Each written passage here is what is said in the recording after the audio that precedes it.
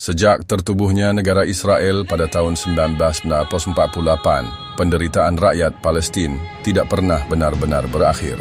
Wilayah suci umat Islam di Baitul Maqdis Timur, termasuk Masjid Al-Aqsa, terus berada dalam ancaman penjajahan dan pencabulan oleh tentera Zionis. Wilayah suci umat Islam di Baitul Maqdis Timur, termasuk Masjid Al-Aqsa, terus berada dalam ancaman penjajahan dan pencabulan oleh tentera Zionis. Dalam konflik yang berpanjangan ini, perhatian umat Islam di seluruh dunia sentiasa tertumpu kepada negara-negara Arab jiran yang mempunyai peranan langsung dalam isu Palestin, termasuk Jordan.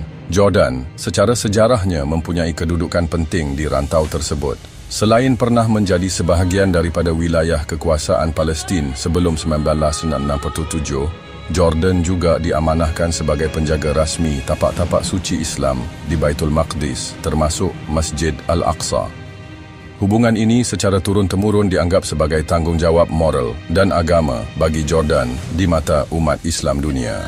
Namun, dalam beberapa dekad terakhir, khususnya sejak termeterainya Perjanjian Damai Wadi Araba antara Jordan dan Israel pada tahun 1994, mula timbul keretakan kepercayaan dalam kalangan umat Islam terhadap kedudukan dan pendirian Jordan. Namun, dalam beberapa dekad terakhir, khususnya sejak termeterainya Perjanjian Damai Wadi Araba antara Jordan dan Israel pada tahun 1964, mula timbul keretakan kepercayaan dalam kalangan umat Islam terhadap kedudukan dan pendirian Jordan.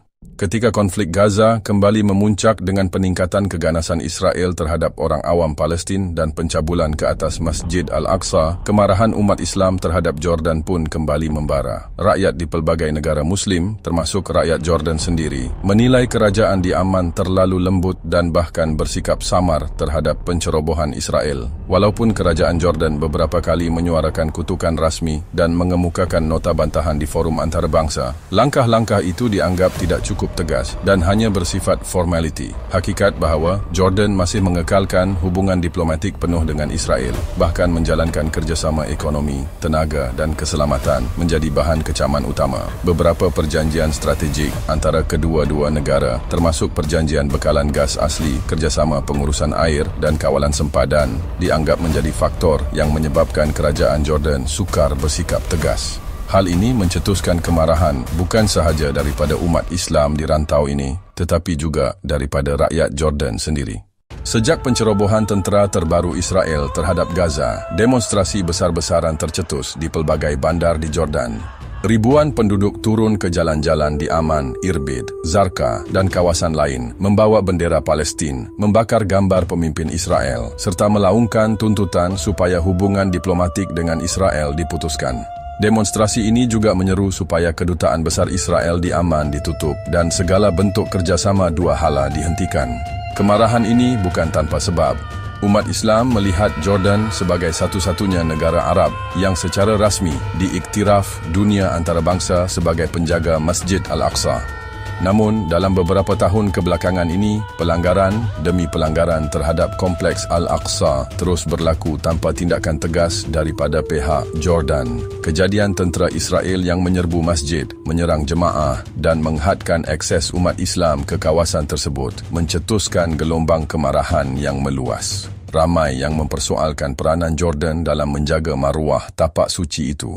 Di luar Jordan, suara kemarahan umat Islam di pelbagai negara juga terus bergema. Di Turki, Malaysia, Indonesia, Mesir, Pakistan dan pelbagai negara Timur Tengah yang lain, masyarakat serta pertubuhan kemanusiaan dan keagamaan secara terbuka menyuarakan kekecewaan mereka. Nama Jordan kini sering disebut bersama beberapa negara Arab lain seperti Mesir, Maghribi dan Emiriyah Arab Bersatu yang dianggap lebih mengutamakan kepentingan politik dan ekonomi daripada membela rakyat Palestin. Sebahagian besar umat Islam berpendapat bahawa dalam situasi krisis seperti ini tidak cukup bagi Jordan sekadar menyatakan kutukan lisan atau protes diplomatik. Mereka mendesak agar kerajaan Jordan mengambil tindakan nyata seperti memutuskan hubungan diplomatik, menarik balik duta besar, menutup pejabat kedutaan Israel di Amman, serta menghentikan semua bentuk kerjasama ekonomi dan keselamatan yang boleh dimanfaatkan oleh Israel.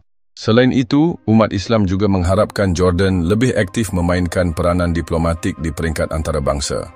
Desakan agar Jordan mengajukan sidang tergempar di Liga Arab, Pertubuhan Kerjasama Islam, OIC, dan Majlis Keselamatan PBB semakin kuat. Ramai yang menginginkan agar Jordan memimpin blok negara-negara Muslim untuk memberikan tekanan politik dan ekonomi yang berkesan terhadap Israel. Situasi ini mencerminkan kekecewaan mendalam umat Islam terhadap sebahagian pemimpin dunia Arab yang dianggap terlalu tunduk pada tekanan geopolitik dan kepentingan kuasa. Dalam benak ramai rakyat Muslim, Palestin bukan sekadar isu politik tetapi persoalan akidah, kemanusiaan dan solidariti umat. Maka apabila sebuah negara Muslim seperti Jordan yang mempunyai kedudukan istimewa di Baitul Maqdis kelihatan ragu-ragu dan enggan mengambil pendirian tegas, rasa kecewa itu pun berubah menjadi kemarahan. Di pelbagai media sosial, muncul seruan boikot terhadap produk-produk yang berafiliasi dengan Israel serta desakan untuk menekan kerajaan-kerajaan Arab yang masih mengekalkan hubungan terbuka dengan Tel Aviv. Tanda pagar seperti Just Boycott Israel, Bebaskan Palestin dan Putus Hubungan dengan Israel menjadi tren global dengan Jordan turut menjadi sasaran kritikan keras. Kemarahan umat Islam terhadap sikap Jordan dalam isu Palestin sebenarnya adalah cerminan daripada harapan besar yang selama ini diletakkan kepada negara itu. Harapan bahawa Jordan sebagai penjaga Masjid Al-Aqsa akan menjadi benteng pertama dalam mempertahankan kehormatan tapak suci umat Islam dan hak-hak rakyat Palestin. Namun, apabila harapan itu tidak tercapai, kekecewaan pun meluas. Selagi agresi Israel terhadap Gaza dan Masjid Al-Aqsa terus berlanjut tanpa respons tegas daripada negara-negara Arab, khususnya Jordan, gelombang kemarahan ini dijangka tidak akan reda. Kerana bagi umat Islam, mempertahankan Palestin bukan sekadar urusan politik, tetapi amanah agama dan tanggungjawab moral yang akan dipersoalkan di hadapan Allah kelak.